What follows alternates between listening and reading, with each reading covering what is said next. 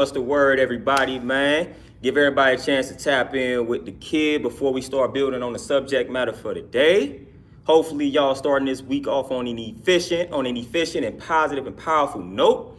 But y'all know how it is, man. Back to regularly scheduled programming. We got some building to do. Was supposed to tap in with y'all yesterday, man, but I got a little busy, got a little tied up. So here we are today, man. So I'm gonna give everybody a chance to tap in on this wonderful Monday, man. We got some important things to discuss. So hopefully y'all got about an hour and some change to go ahead and build, man. What's the word, everybody? Marcus Peace. What's the word? How we living? How we feeling? How we feeling on this Monday, man? The energy is real positive and powerful, man. Energy is real positive and powerful, man. We got to ride that wave. We got to ride the positive and powerful energy wave.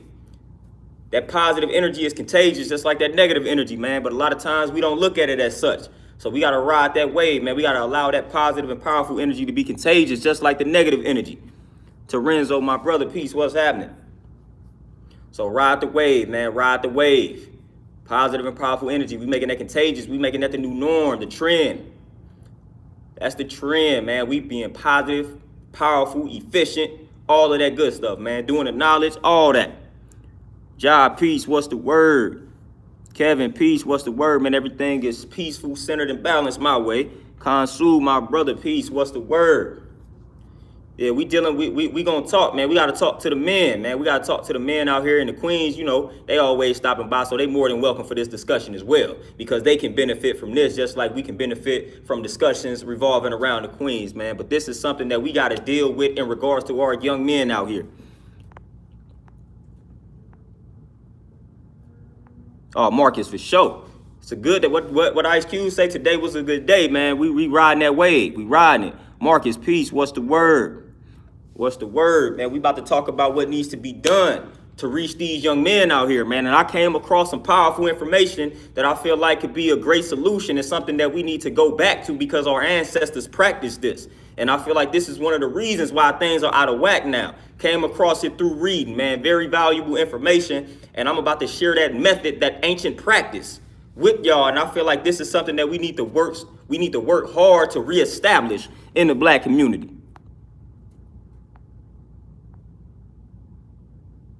Michelle, peace, queen, what's happening? What's the word? TZ, my brother, get them burpees in. Burpees, push-ups, squat jumps, inchworms, all that. Jumping lunges, let's get it.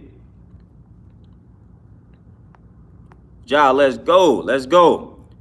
Michael say the combo, the peace and righteousness. You already know. Miss Donnie, peace, what's happening? Lindell, peace. Justin, peace. And matter of fact, before we get started, let me go grab the book that inspired this particular stream. Y'all know is always a book that inspired me to talk about what I'm talking about. I'm always reading, man, but I got to go grab this book real quick. It's going to take about 2 seconds.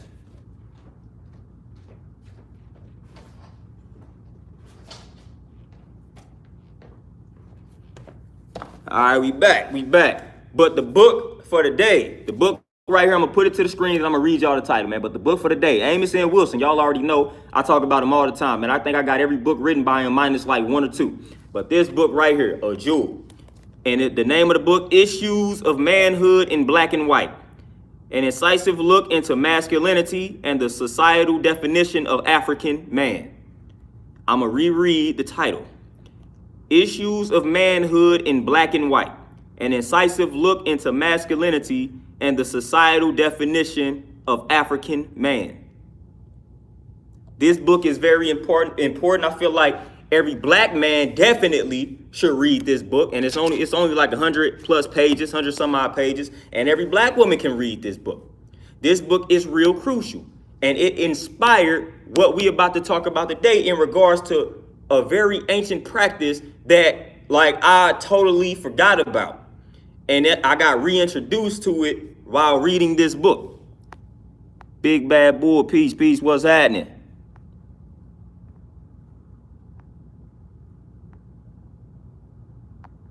Miss Donnie, he out here slipping. Then this video right in time. Right in time, man, because he can't be out here tripping, man. Matter of fact, and I got inspired too because I also had a meeting on Sunday with what was it? It was about four or five other brothers in my area, and we about to start going around to local high schools and whatnot and start talking to the young men there. So I'm getting it started in my community where I'm at in the St. Louis area. We already got an event lined up September 20th through the 24th, and it's paid speaking engagement. So, and this is the reason why I focus on it being paid. So I'm a build right quick. Just hear me out, because a lot of times we say it ain't all about the money, but when we talking to the youth, showing and proving that you are able to receive funds or come up in life financially by helping the people psychologically, that's big. That's big. See, these children, a lot of times, they have been brainwashed into believing that in order for them to reach a certain status in life, they got to be rappers or they got to be ball players. Well, if we go into these high schools and we getting paid to go to these high schools and talk to them and help them out, and they see that. So like they see me going around helping them out, then all of a sudden financially I'm coming up. They going to be able to see that with their own eyes. They're going to be able to see another brother helping out these young kids, and he's getting compensated fairly for it. Now, while it may not be all about the money, we got to reach the kids where they at. So when they start seeing that young brothers such as myself going around speaking, helping them out, and we getting funded for it, that's going to reach them. They're going to listen to what we have to say at that point. They're going to see that it's possible to do things in a righteous manner and earn a righteous living, let alone the stuff that we already doing. But then when they see us going out to these high schools, talking to them, and we getting compensated for it, that's big. That's the reason why I focus on it. Normally, I don't really care about the money. But the fact that these young kids or these young men to be able to see us go out and help them and then get the funding for it, oh, that's big. That's big because we talking their language. You know, it's all about the money with these young bulls, man. They trying to make money. So if they see us making the money going out and helping them, that's going to do something psychologically. They're going to say, oh, man, there's money in helping people. We thought we had to sell drugs. We thought we had to go play ball or rap to get this type of money. They getting this type of money going to these high schools helping us. So we ain't got to be wicked and corrupt and evil and toxic to earn a living out here. We can be righteous. We can be righteous. We can strive to help the community and receive compensation for it. So that's big, man. But we already got an event out here, man. So we got to put in the work. We putting in the work. People think we be out here just talking. No, some of us are actually putting in work. Some of us are actually putting in work. We putting in work. We about to strive to change. We listen. A lot of people, and I hate when people just minimize my power. You know, when I got knowledge of self, I realized how powerful I was at that time. A lot of times you hear people tell you, well, you can't change the world and all this type of stuff, man. Forget that. Like, I feel like I actually can change the world. I'm going to be honest with you. I feel like I can change the world. I feel like I can change the world. And me reaching a lot of the youth, a lot of the young men, that's me changing the world. See, it's all subjective. Changing the world don't mean I'm changing everybody in the world. Changing the world meaning I can change a select few. If I reach a few young people, then that's going to reach when they have kids, that's going to reach them. And then when they have kids, that's going to reach them. That's me changing the world. That's me changing the world. But you know, you have a lot of negative people. You have a lot of people that filled with doubt, fear, all of that nonsense. So when you come with a big dream, when you thinking big, they shooting it down automatically. You can't change the world. You can't be this, that, and the third. You ain't no Malcolm X. Says who? Says who? So a lot of times, man, you got people around you, man, that'll try to talk you out of making big moves such as that. Like when you dreaming too big or you aiming too big. Nah, man. Go big or go home. That's how I look at it. We really about to change the world. And that's how we gonna view it. And that's what we gonna do. We changing the world. Forget all of that. Forget all that nonsense. Forget all that doubt. We changing the world. We have the ability to shift the whole paradigm when it comes to the black community during our lifetime. So we about to put in the work to do it. We about to put in the work to do it. And I'm talking about myself. I'm talking about the brothers I had the meeting with. I'm talking about everybody on this stream. We got the power to make significant changes right now. So why would we not do it? Why would we not put things into motion right now? Why would we sit around complaining about the youth and how they don't listen and how they don't understand this, that, and the third? Why not try to talk to these brothers? They right in arm's reach. Just got to go out there and chop it up with them. Got to go out there and chop it up with them. Contrary to what y'all believe, they out here looking for father figures, a lot of them. If it's a young man that's fatherless, man, he's looking for somebody. He's looking for a man to look up to. He's looking for a man to look up to. Redbird, Sweet Tea, Jamal, peace. God is avid, peace. What's the word? So nah, man, we ain't slowing down on the mission. We gonna grind hard. We gonna grind hard on the mission. We about to reach these young men from the grown man perspective. Us men, we gotta reach these young boys. And then the women, y'all gotta reach the young girls. And this brings me to what I came across in this particular book. FS, peace, what's the word? In this particular book, he made a very valid point. He said in certain African cultures, the tradition was that when a young boy reached a certain age, he went away for like maybe, I think the range may have been like from 7 to 12 years. It was in between that period, like 7 to 12 years. He went away. That young boy went away for 7 to 12 years to live amongst other men. And the whole purpose of that was so that he can learn how to be a man. So they said it wasn't co-ed, so they didn't have this young boy growing up around young girls, this, that, and the third. When that young boy, when he reached a certain age, he went amongst men to learn how to be a man by or from men.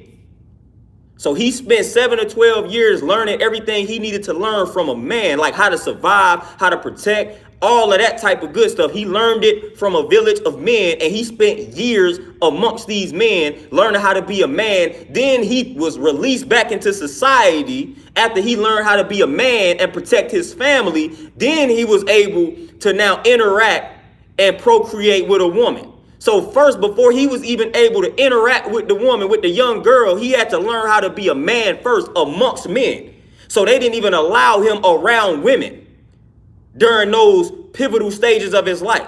When it was time for him to learn how to be a man, he only went amongst other men. He was not allowed to be amongst women.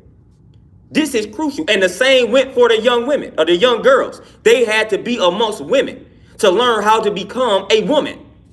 I said, man, that's crazy. And he brought up in the book how that's part of the problem these days.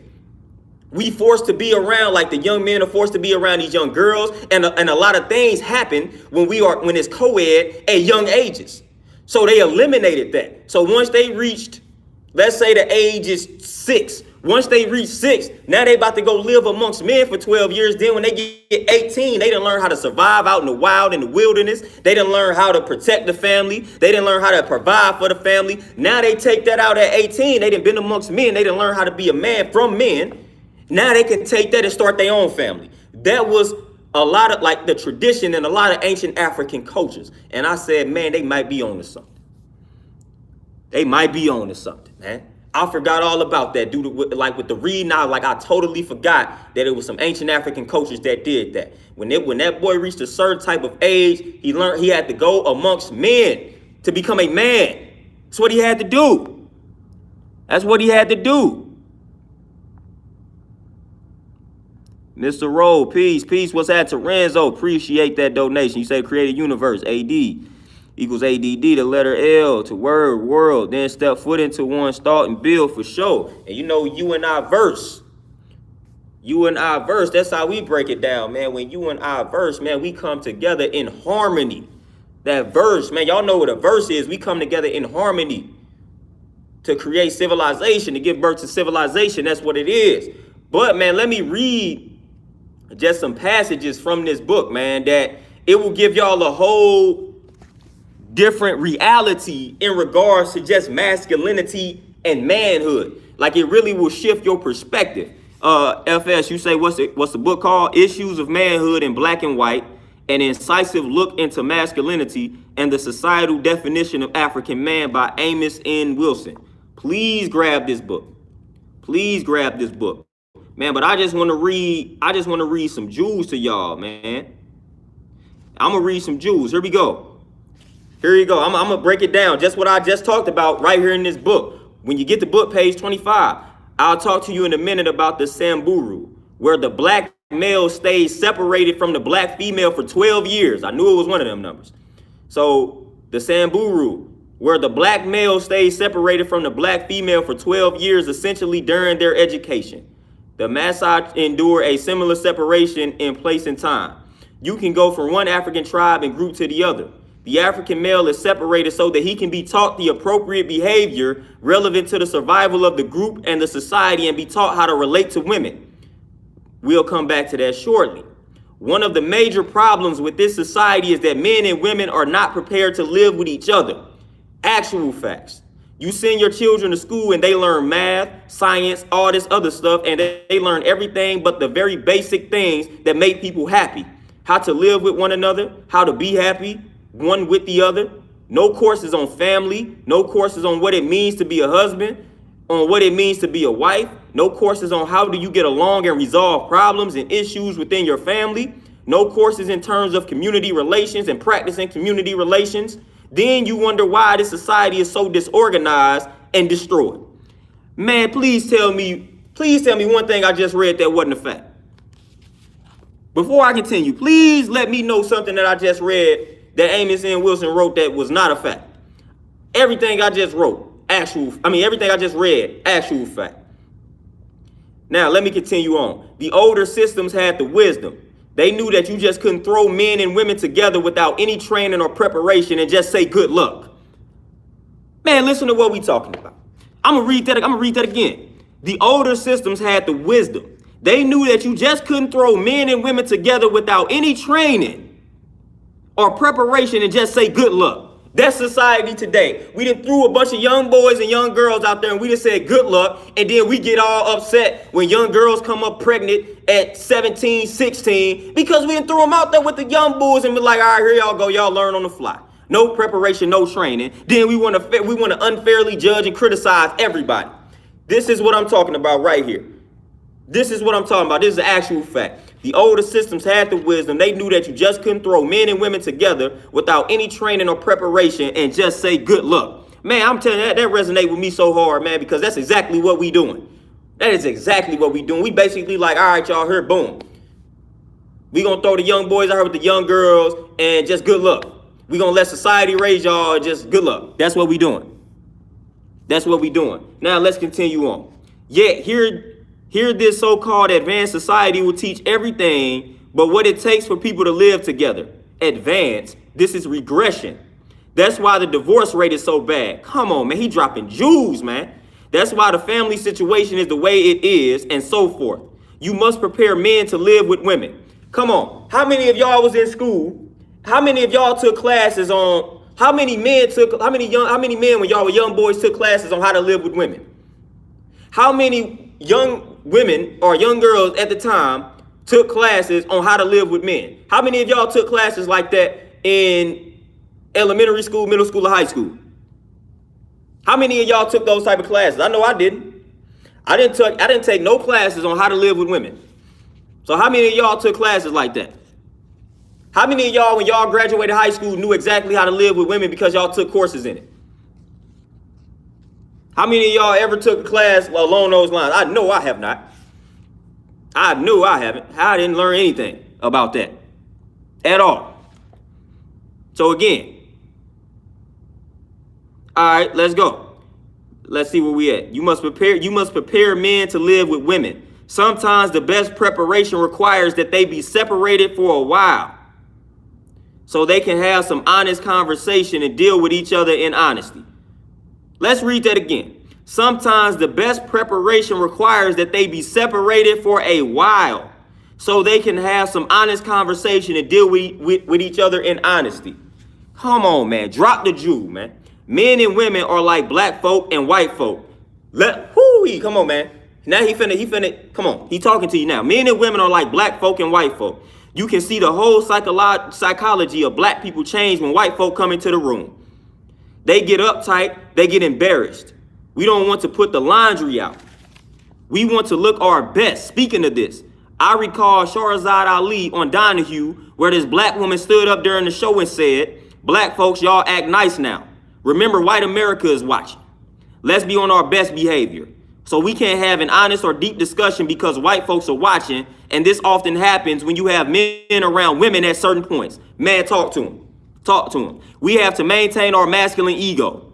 So it's difficult to be honest and relate to each other honestly and deal with some issues because we are defensive about our image in front of women. Come on, man, talk to him. Come on, man. He talking to y'all out here, man. He is talking to y'all. Look, so it's difficult to be honest and relate to each other honestly and deal with some issues because we are defensive about our image in front of women as we need to be, or as we need be, and vice versa. Come on, man. This is why it's hard for us to have a lot of honest conversations when it comes to black men and black women. It's that ego. So in order for us to really get honest and have deep conversations, we got to separate from the women, point blank, period. Because when women start telling us about ourselves, that ego is involved. When we start telling women about themselves, the ego is involved. So it's hard for us to have honest dialogues with one another because we ego tripping. So that's why he's saying it's best to separate. It's best to separate for a while because we're going to be on defense mode. Once the women start bashing us, we start bashing them, and vice versa. That's always how it's going to be. It's always going to be like that. It's always going to be like that because most of us, we have ego issues. So I'm telling, man, this is a Jew, man. I'm telling y'all, this book is a Jew. This book is a Jew, man. But hold on. In order to engage in an honest education of the male, there are times when males need to be together and deal with each other straightforwardly. Men do the best job of making men, just as women do the best job of making women. Come on, man. At some point, the boy is made into a man by men. We have to bring that back into our equation if we are to survive as a people. And I'm going to give y'all the biggest jewel of all time. I'm reading this book, and from the sounds of it, you would think this book was written a month ago. This book was written, I think this book came out before I was born, or even right around the time around 1990. So that's letting you know not much has changed. That's letting you know not much has changed. This book was written around either before I was born or right when I was born or shortly after. This book was written about 30 years ago. And this book sounds like it's relevant right now today. That's letting you know not much has changed. This book is fairly old. And it sounds like it's fairly recent. It sounds like I'm reading about what's happening right now. This book is 30 years old, at least.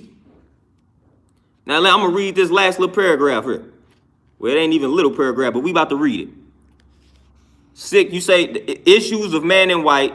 Issues of manhood in black and white. An incisive look into masculinity and the societal definition of African man. Queen, yup, I was born 1990, November. We're coming up on a B-Day. 1990, November 13th. Man, that's the born day. But here we go. Let me read this little paragraph here. Manhood is not a given. Manhood is not a given. It must be developed. Did y'all hear what I just said? Manhood is not a given. It must be developed. Come on, man. The development of the manhood ideal is not just a chauvinistic idea.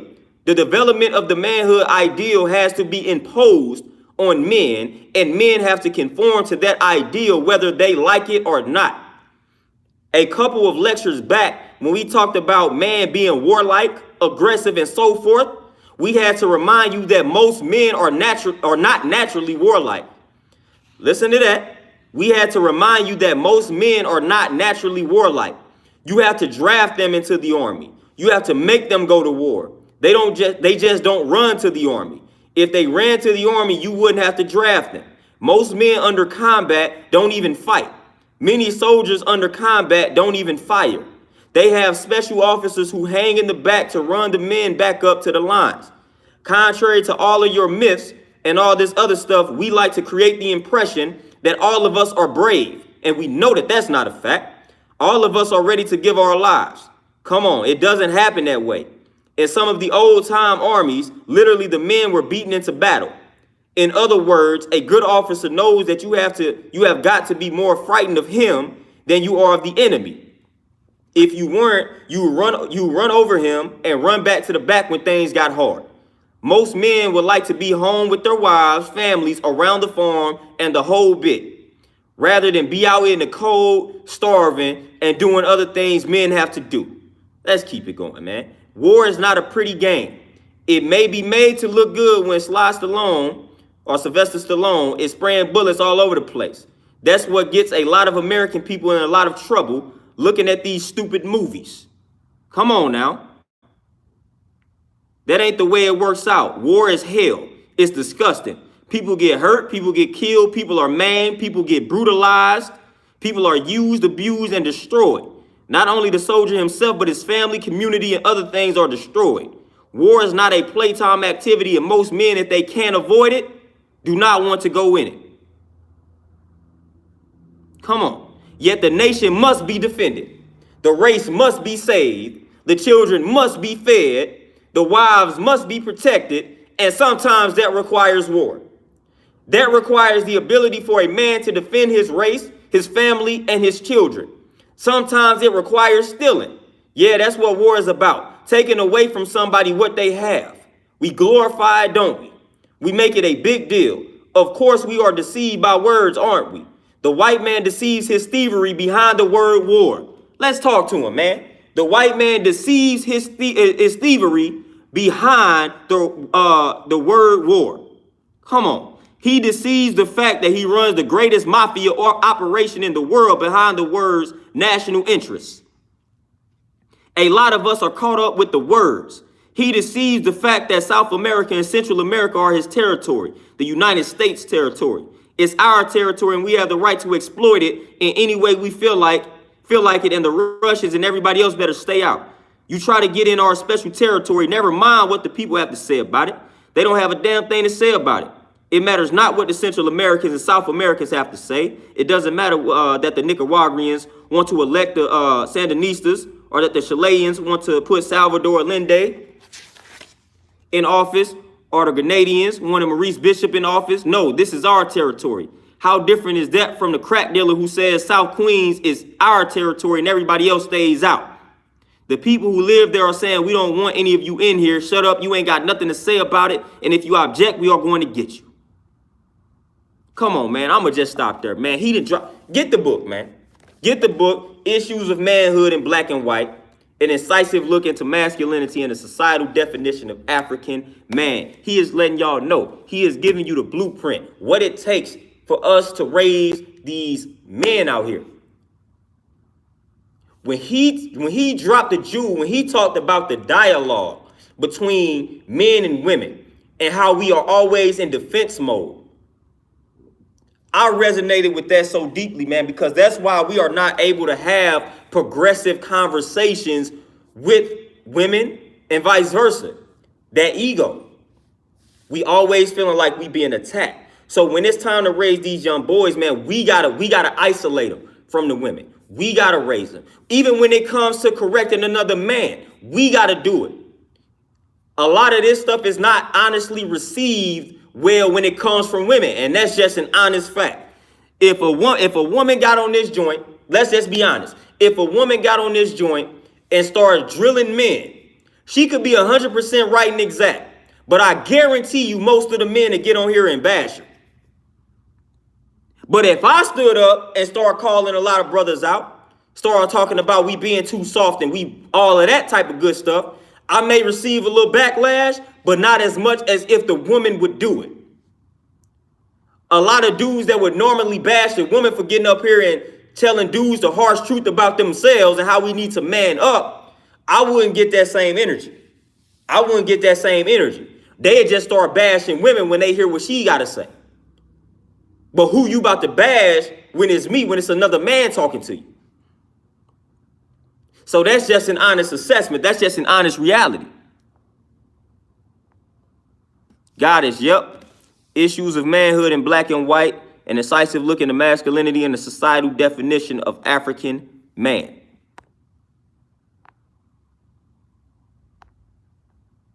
Tay, peace, what's happening? All the people that's new to the chat, peace, what's the word? What is the word? We are building.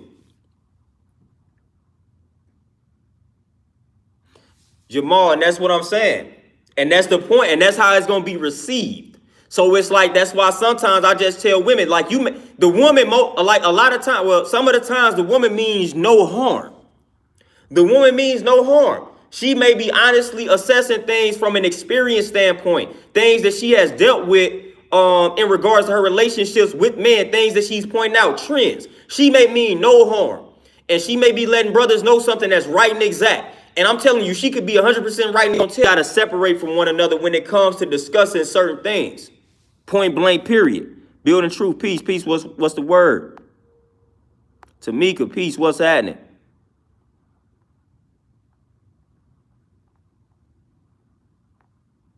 Terenzo, for sure. That's definitely a correlation there.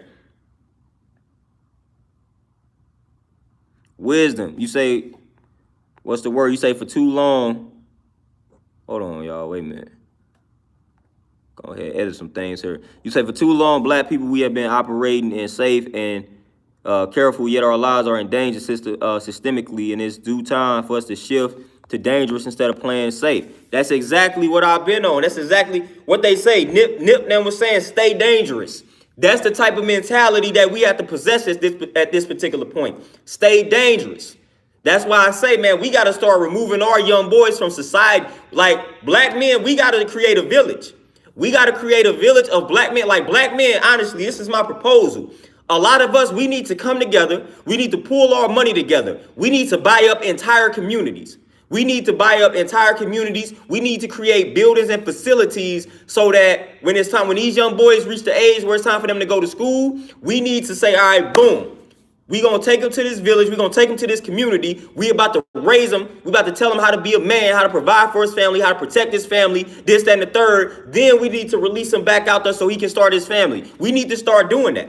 But we don't have anywhere we can take people because we don't own nothing. So we need to come together and we need to create that village and that community as black men so we can raise these young boys. So we got to remove them from society. We can't allow this system to continue to raise them. We got to do it. We got to do it. In order for us to do it, we got to own some things out here.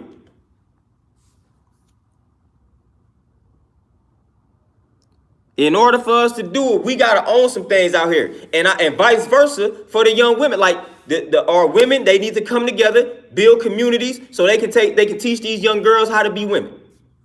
If you study the Nation of Islam, that's part of what they do. That's part of what they do. It's in the lessons, like they teach they raise the young girls on how to be women, how to take care of home, how to raise the babies, how to be nurtured. Like that's literally how they raise the women. That's how the women come up in the Nation of Islam. It's in the lessons. We got to start back. We got to get back to that. When it's time for this young man, like listen, when he hits 6, 7, all right, give him up to the men. Men about to raise this young boy. He about to become a man because men are about to raise him. That's what's about to happen. We're not about to just throw him out here, have him having girlfriends out here at 8. Man, what do you do about having a girlfriend at 8? See, that's part of the problem. These kids be growing like, come on, man. You got a whole girlfriend. You at 8 talking about you got girlfriends. Nah, we about to learn how to listen. You about to learn how to protect yourself out here. You about to learn how to defend yourself. You about to learn how to protect your whole family, like all of that. You about to learn how to feed yourself. All of that starts at 6 and 7. That's what we need to be on. That's what we need to be on, in all honesty. That's what we need to be on, man. Just think about how that'll change the game. All right, your young boy, he's 6. All right, he finna go off to Young Black Man Institute, and he about to learn how to be a man. He about to be there for 12 years. You may see his son every weekend or something, but he about to learn how to be a man by men. Men finna raise this boy. He about to raise this boy to be a man, because that's what we need. That's what we need. We ain't about to let society raise him. We ain't gonna let the meat, like we gonna control the media that he consumes. So he about to learn all the essentials. He about to learn all the essentials. Oh, Ms. Donnie, for sure. Like I said, the organization I'm coming up with, big criteria, strict criteria. We ain't got time to be playing around. Strict criteria. Strict criteria. We can't allow the infiltrators and all that. We can't allow that. We can't allow that to be within the cipher. But for sure, we got to start grooming these young boys. We got to start grooming these young girls. We got to do it. We got to do it. We throwing them out there into society and say, all right, society, you raise my child, and then we mad that they turning out a certain type of way.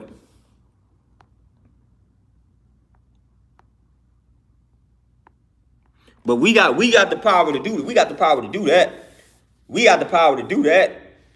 Come on now. We got the power. We got the power. We definitely got the power to do that. We got big power. We can't sleep on the power that we have in order to make this happen. We can definitely make this happen, man. This ain't even far-fetched. This is like a reality that's right around the corner. Right around the corner. I'm telling you, man, you got a society, you got a whole village of men raising this young boy, man. How you think he finna turn out? You got a whole village of women raising this young girl to be a woman. And then when we release them and allow them to deal with one another, man, Matt, there you go. We ain't finna have no problems. They finna learn everything that they need to know. Because we didn't experience it, we didn't did it, we didn't provide it, we didn't protect it, we didn't did all of this. They finna learn the game. They finna learn how this is about to go. We gotta mold them. Like, that's what we gotta do. That's what we gotta do. I feel like that's 100% right and exact, and I feel like that's something that we need to strive to do. That's our responsibility. Our children are our responsibility, nobody else's. That's our responsibility. That's our responsibility. The condition of these black children, the condition of these black babies, that's our responsibility. It's our responsibility. It's nobody else's. Nobody else's responsibility, man. That's our responsibility. It's our responsibility. We are responsible for the condition of the younger generations. Whether we like it or not, whether we want to admit it or not, it's our responsibility. And that's just what it is. These babies came from us. They are our responsibility, not the systems, not the school system, not the medical institute, like none of that. It's our responsibility. Point blank, period. Period. It's our responsibility, man. It's big time our responsibility. Instead, we want to release them into this system and then and get mad at them for not turning out right.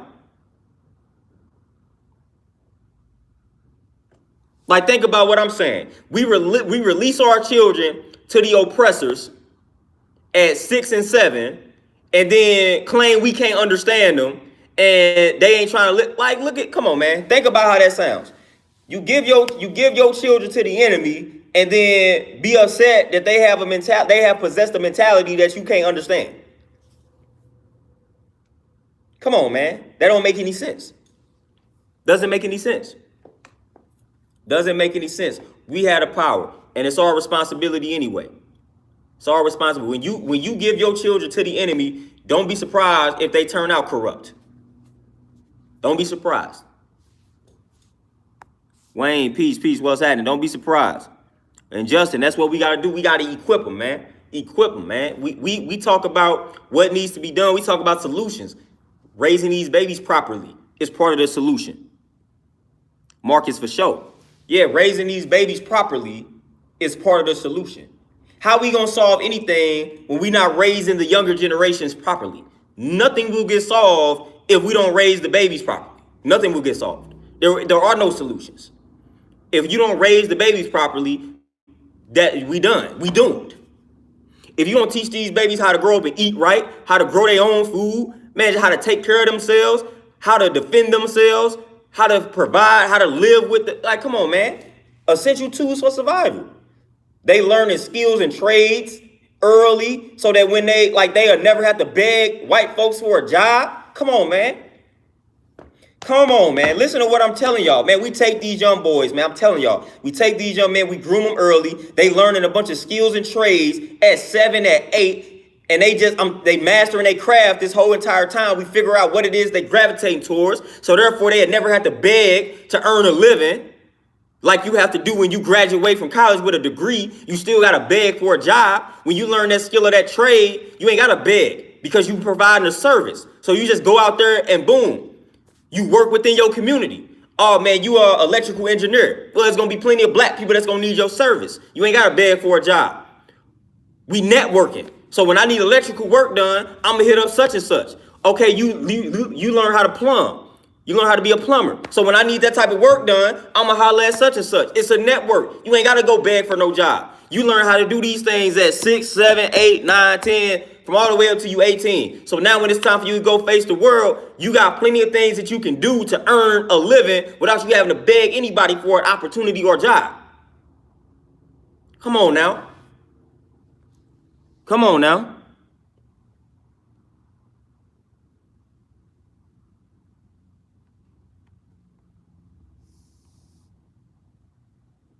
Like, y'all got to stop playing Travian Peace, Tamika, no doubt, no doubt. I thought I had already gave you one, to be honest with you, but no doubt. Begging for a job, yep, and about $100,000 in debt, and you still begging for a job. So what was the point? And it's the type of stuff I can add to the mix because I'm one of them. I did that in depth, sitting out here trying to get these jobs, and they just rejecting and denying me. So I had to create my own opportunity anyway. So getting 2 degrees did not benefit me one bit because all they did was look me up on Facebook. Or then when I went to the interview, they saw how I looked. They was like, denied. Denied. So if I would have had a skill or a trade that I would have had at that time, I could have just did that. Like, all right, cool. I know how to cut hair. I know how to line up hair. I'm gonna just cut hair. I ain't about to keep begging them for a job. I know how to work on cars. I'm gonna just fix cars. Like I know how to do electrical. I'm gonna just do that. I ain't gotta beg them for a job. We need to raise these young boys to be men to where they don't have to depend on white men to work. Listen, and that's an underrated aspect of masculinity. That's an underrated aspect of emasculating the black man. Y'all ain't realizing what we saying. One of the main characteristics or traits that come with manhood is being able to protect and provide for your family. So if you deny the black man all type of opportunities to work, to earn a living, guess what? You have taken away his ability to provide for his family financially. So you making him feel like less of a man. They doing that by design. They making us as men depend on them for jobs. They deny us or give us a lower paying job. And that's making us feel like less of a man because we're not able to provide financially. That's an actual fact, whether some of us going to admit that or not. That's actually part of emasculating the black man by denying him all these opportunities to earn his living. We going to deny him these jobs, or if we give him a job, we going to give him a job that pays less, where he gets less than the woman. So that's making him feel like less of a man. That's emasculating the man because he feel like he's not able to provide. And that's an actual fact. So that's one of their tools and tactics that they use to emasculate the black man. Make him beg us for a job, and we're going to keep denying him. That's going to take away his ability to provide for his family. Then we give him a job, it's going to be slave labor, and he going to make less than the woman. This a fact. This a fact. So we out here begging her for jobs. We begging another man for a job. That's literally what we doing. We begging another man for a job, and then we getting denied, or if we get it, then we not making enough, so we feeling like less of a man off of the strength of that. It's psychology, man. It's psychology. They know what they doing. They know what they doing. They know what they are doing. That is part of emasculating a man. So now I got to sell dope, or at least I feel like I got to sell dope and sell drugs because I tried to work at Taco Bell and they told me no. But for one, I shouldn't even have to work at the Taco Bell because I feel like I'm more valuable than that. Like a man is going to try to provide for his family if he in his right state of mind. So if we take them knockoff jobs and it ain't enough, we about to start. We going to by any means necessary figure out how to get this money. By any means necessary. Like we not gonna be in that position for too long, man. We're not gonna be in a position where we feel like, man, we can't add nothing to the table. Like as men in the right state of mind, we gonna do what we gotta do. And they know that. Hence then, when we take that route, guess what? Now we locked up. So they got us, man. They know that a man in his right state of mind, a man ain't gonna be like cool not providing for his family financially. So they know, all right, we keep rejecting them and denying them and giving them these low-paying jobs, then he going to go out here and sell dope and steal, rob, and all that. Then we going to lock him up.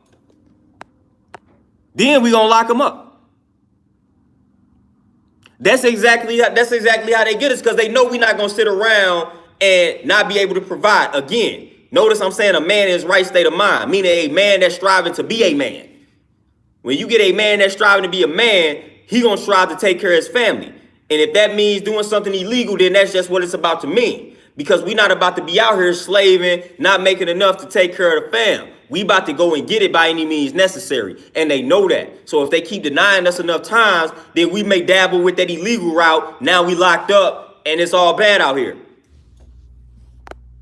Man, I know a bunch of solid brothers that just got caught up in that lifestyle because they was literally out here trying to earn an honest living, but they wasn't getting the opportunities and they really didn't have no skills like to fall back on, no skills and trades. So they was out here really trying to rely on filling out applications and getting hired on at these jobs. Things weren't working their way, man. They had to take other means. And the system knows that. They know we're not about to be sitting around not being able to take care of our family, man. They don't sit well with a man to not be able to take care of his family financially. It don't matter what the woman is making.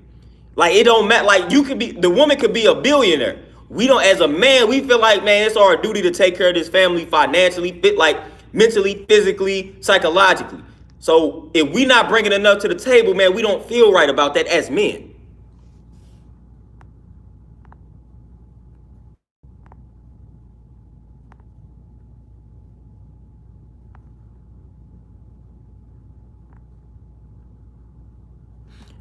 Burberry, man, I like I said, I disagree wholeheartedly with that because of my experiences. And I feel like it's more about connections. And then I also feel like it's more about, like they say, faking it till you make it. See, I was never one to be able to smile when things wasn't funny. I got all of the credentials. Listen, my resume is clean as a whistle.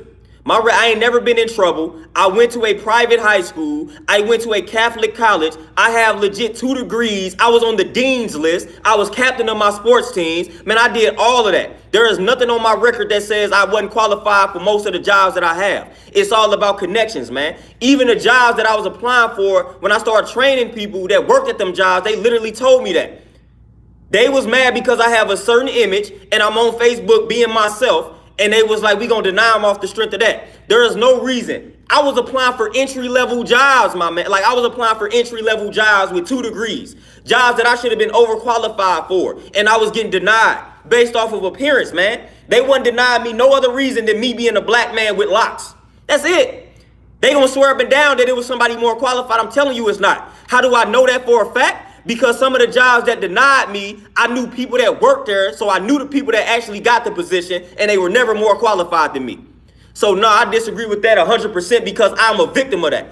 I got all credentials. I got like 4 certifications on top of 2 degrees.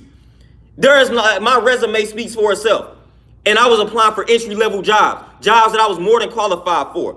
How you got 2 degrees, dean's list, graduated with 2 degrees in 4 years, went to private school, did all of that, and you not getting entry-level jobs? Nah, the white man, listen, no. When you are a certain black man, when you got knowledge of yourself, they not handing you no opportunity. They not handing you no opportunity. There was no reason why I couldn't get no front desk jobs, man. No reason. And I wasn't even making it to the interview. It wasn't like I went to the interview and bombed the interview. I wasn't even getting invited to the interview. I wasn't even getting the interview. I was getting denied when my resume was sent. And I know my resume was good because, again, I went to a white Catholic college and I had the white academic advisor do my resume. So I did everything right and exact. There was not like I crossed all my T's, dotted all my I's. Literally. I had my white academic advisor do my resume. She told me what they were going to look for on resumes, and I had her do it that exact way, and it still didn't work. So it wasn't that my resume was unprofessional. None of that. My resume was solid, clean as a whistle because I had her do it. I had a white person do it. And my name on the surface looks white. If I would have chosen on the application, when they asked you, are you African American, if I would have put white, I probably would have got more interviews.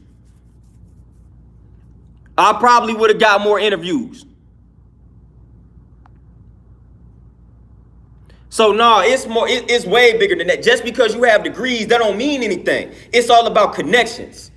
It's all about connections, man. It's connections and networking. And most of the people that got in at some of them places where I got rejected, every time it boiled down to them knowing somebody. So instead of us having to rely on these white folks, how about we build our own networking system to where our children don't have to rely on them for jobs? They don't have to. We can rely on each other. All right, hey, man, like one of y'all have a son. When y'all son need a job, say, hey, y'all holler at me and say, hey, man, my son needs some experience. He needs to get some job. He needs to get a job. You got any openings at your gym? I'll be like, cool, bring them on in. That's what we need to do. We ain't got time for these white folks and graduating with $100,000 in debt, and then we hope that they give us a job or opportunity. We hope we say the right thing in an interview. We hope we don't bomb this interview.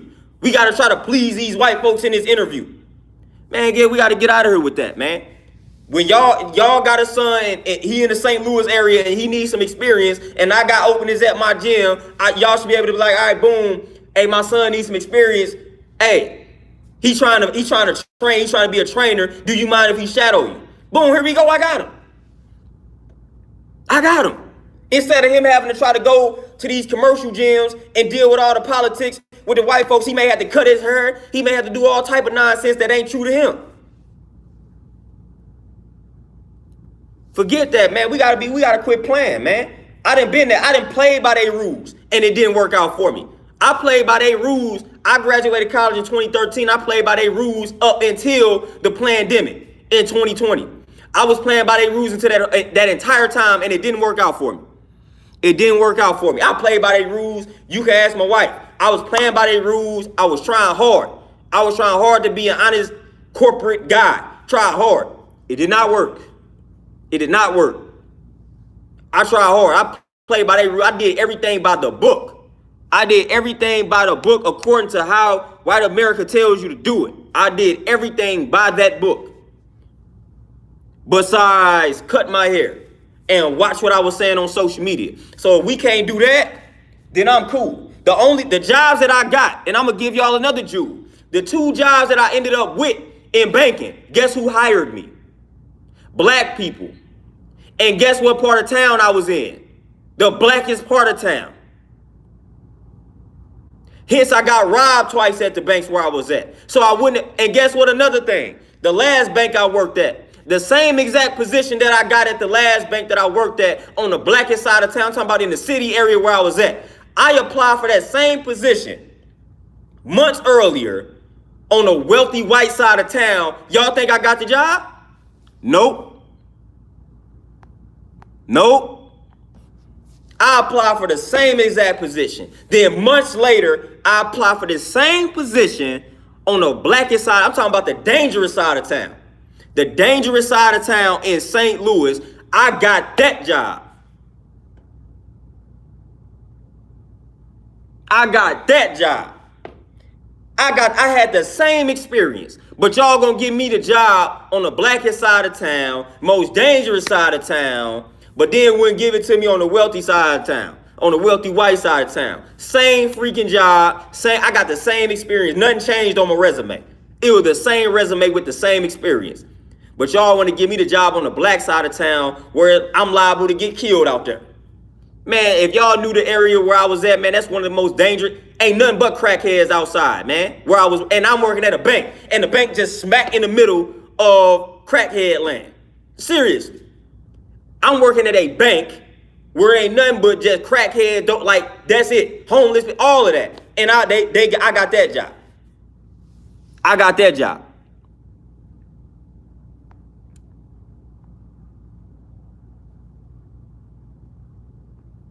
So nah, I really disagree with that. It may work for certain black people. Corporate America may work for certain black people, the ones that's able to put on the front. I was never good at that, so it won't work for me. I feel like, honestly, the only way to about make it in corporate America, as an honest black man with knowledge of himself, you got to put on the front.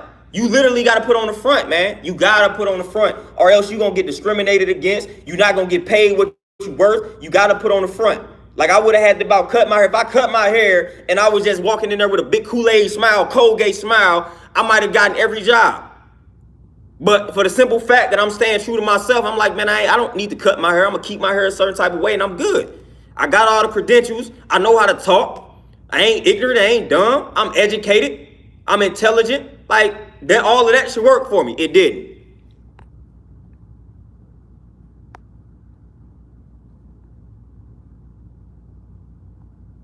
Man, Tay, I'm telling y'all, man, I done got robbed twice at working in banking. Robbed twice. That tell you the part of town I was at. Oh, I got robbed twice. Solo, yes, that is the solution. And now in 2021, we can build virtual communities. So we can do it all type of ways. Somebody asked what the book I was reading from. Here it is right here. Amos Wilson. Issues of Manhood in Black and White, an incisive look into masculinity and the societal definition of African man. That's the book. So nah, man, I honestly feel like that's not the answer, because I played by their rules, and it was just nah, man, I just couldn't do it. And then the crazy thing about it, so even when they promote a black, like this the thing, a lot of times they will assimilate or integrate and put a black person into the mix. So they may promote that black man. Because this happened where at one of the banks I was at. They gonna promote this black man because look, they got a hierarchy, they got a whole sheet of people in higher positions. Everybody on the sheet white. It might be one black person. So like, dang, man, we gotta sprinkle some blackness in here. So they may allow for every 500 black people they hire, they're gonna allow one to enter the boardroom. And you think your voice is being heard? So you walking around bragging about being in the boardroom with all these white folks. Man, listen, you think your voice is being heard. The only time your voice is being heard is when they steal your idea and don't give you credit for it. So I had to think about it. I'm like, man, even if I were to get in a certain position in corporate America, they only gonna put me in that position because they want to make it seem like they not racist, and then they just gonna steal all my ideas anyway. And I'm not gonna receive any credit for anything that I'm doing. So I said, nah, I'm good, man. I'm good. I don't want that sympathy promotion, that pity promotion. Yeah, we gonna promote, we gotta promote him because we need more black people, and we need more black people at the higher level because it look like we're racist. But we really are racist, but we don't want to look like we're racist, so we got to put one black person, we got to put a black man in there. We got to put a black man in there so we can appear not to be racist. I don't want that, just for y'all to not listen to me.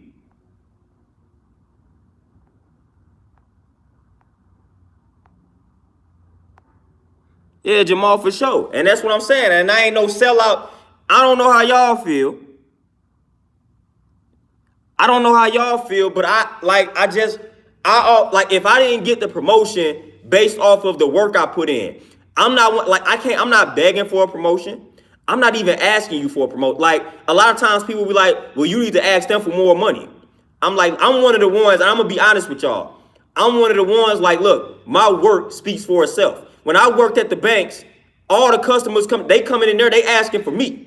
Like they telling, man, I had one lady, she was mad that I was still in the position that I was in. She was like, man, you need to be in an office. And she literally called customer service. She called customer service and was like, this young man had been working up here too long and he is not in an office yet.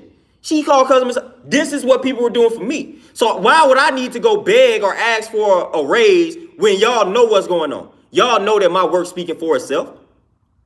So if you're not about to give me my raise just off of my work, then we good. I'm good. I'm not asking you for nothing. Because I'm going to put in the work. And my work going to speak for itself. If I got to ask you for a raise, then that's doing too much already in and of itself. That's disrespectful that I got to ask you for a raise when my work is speaking for itself. And the customer's letting you know. They letting you know that this man is worth more. And they don't even know what I was getting paid. They just knew I was worth more than what I was doing. Based off of what I was doing.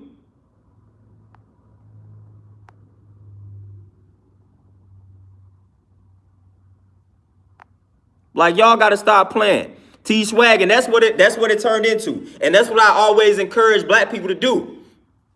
If you're going to get in corporate America, use it. Use it to, like, fund your liberation. So take those funds from corporate America and invest them. Invest them. That's one of the ways to freedom, liberation, investing. So that's a method.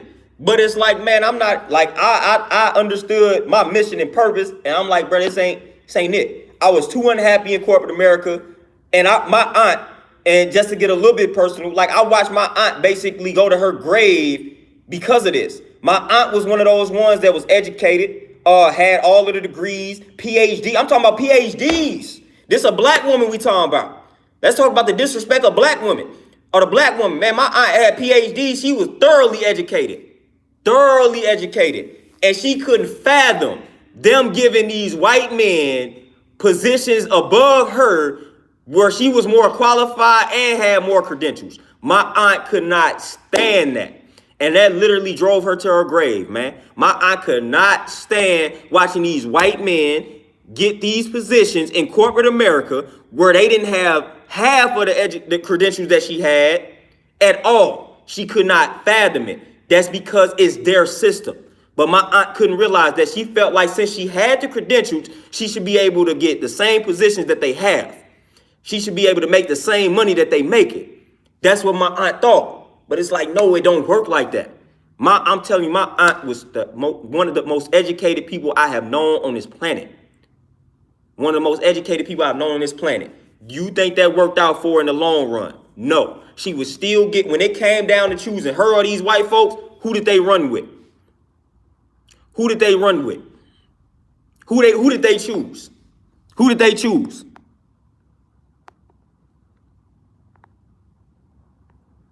Who y'all think they chose?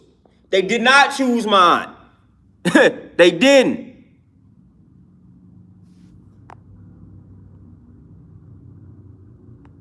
They didn't.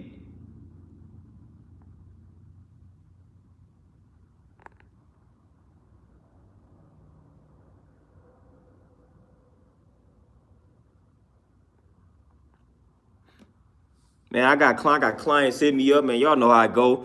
People want to use these holidays and whatnot, try to get out of the workouts. I had to peep some game real quick, man. But I watched that drive her to her grave, man, in all honesty, man. Like she couldn't fathom that. She couldn't fathom it at all. She couldn't fathom it at all. Brandon, off for sure, man. This was like right before I graduated college, man. So this is like 2012, 2011 type deal, man. So it's a long time ago. But that was one of my closest aunts. But like she couldn't understand it. She was like, she thought since she had all these credentials that she should be able to get these positions. And I'm looking at her like, you know good and well, like you should know good and well that when it comes down to it, they gonna promote their own. They not gonna allow you to make more money than them. Think about it. Think about it. Like these white, they not about to allow you to make more money than them. Come on now.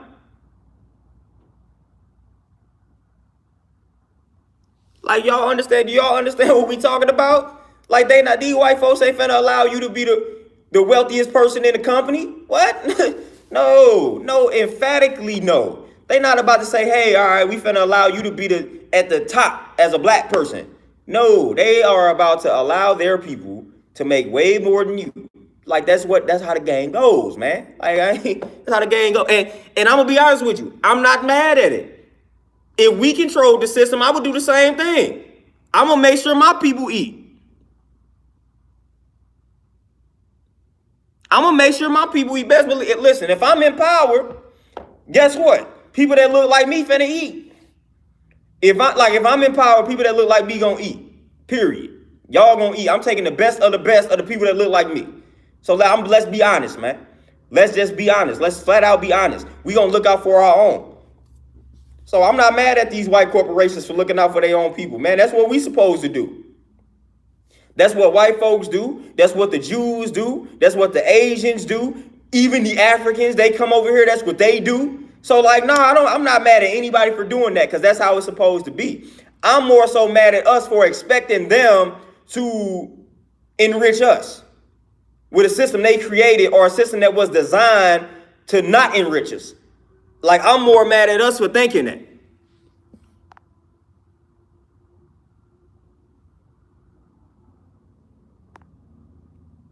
Like, for real, man. Like, I'm not mad at it. The white system, of course, you finna promote your people. All right, we're gonna promote white people. We're gonna promote people that we can relate to. I understand that wholeheartedly. I'm not mad at white people. So when people hear what I'm talking about, I'm not white people. Y'all can have y'all systems. Y'all can continue to operate how y'all operate. Keep doing y'all. Black people, we need to get it together. We need to create more systems. We need to create more corporations. We need to look out for our own. I ain't mad at these other groups. I ain't mad at the Jews for looking out for the Jews. I ain't mad at the whites for looking out for the whites. I ain't mad at the Africans for looking out. I ain't mad at nobody for looking out for their group, their own people. I'm not mad. That's what you are supposed to do. That's what you are supposed to do. You are supposed to look out for your own people. We got. So I get it. Black people are the only ones. Black people here in the wilderness of North America, we are the only ones that seem to not understand that simple concept. We are the only ones. We do not understand that simple concept. Instead, we gonna get on social media and bash other black businesses. That's what we do. Do you think white people ain't never went to a white business and had bad experiences? Like y'all think y'all literally think that? You know how many white people I done seen have bad experiences at these white corporations? But how often do they get on social media like, see, I be trying to support these black businesses, but y'all customer service is trash? Do you see white people saying, I be trying to support these white businesses, but the customer service is trash? I be trying. Never. I ain't never seen no Asian do that, and I know that they have had bad experiences with their own people.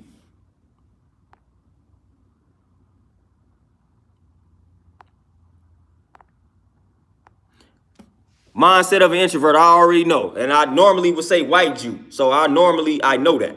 The white Jews, quote unquote. But nah, I already know that.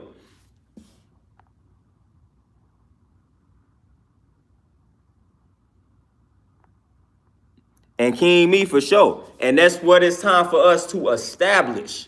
And that's why I said, black men, when it's time to raise these young black boys, we need to go buy up neighborhoods. We need to go buy land. We need to build things in these communities. So when it's time to raise these young boys, they sending them off. We about to ship them off. We about to ship them off to the Young Black Man Institute. And they about to learn all the tools that they need to learn to become men at the age of 6 and 7. They finna go to that village of men that them men about to raise them. Then when they got that young girl, we got land, we got villages that we own where all women are at. And they about to teach the young girls how to become women. Boarding school type deal. They about to stay on this campus. They about to learn everything that they need to learn in order to become men, women. That's what we need to do. Buy up the land. Buy up land. Establish these communities. Create boarding school situations, man. They're going to stay there from the time they 6, 7, and till they hit 18. They're going to learn how to live with women, how to deal, learn all of that. Learn all of those tools. So then when it's time for them to coexist together, they done learned everything that needs to be learned about one another. Man, it ain't going to be perfect, but all right, we done molded them. We done groomed them because we done all been through experiences, man. But we got to have qualified men and women to teach as such. We can't just let any and everybody out here thinking that they got the answers. So we got to have qualified individuals.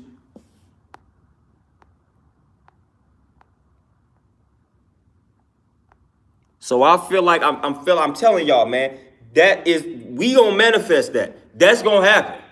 Whether it start off small, I don't care how it starts off. That's how it's gonna happen.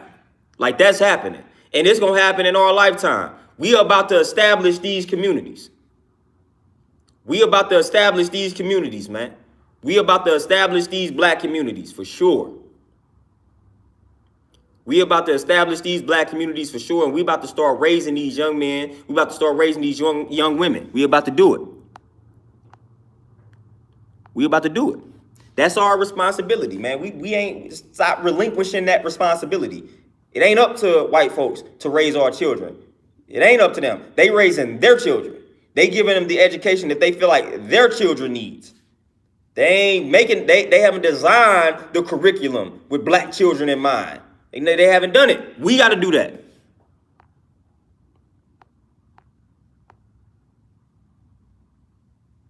Jessica, you say definitely going to homeschool my child. And that's the thing too. And that's what I'm saying. Like for the most part, the option now is homeschool. So now we need to do a better job of just having schools to where we ain't feel like we got to homeschool our children.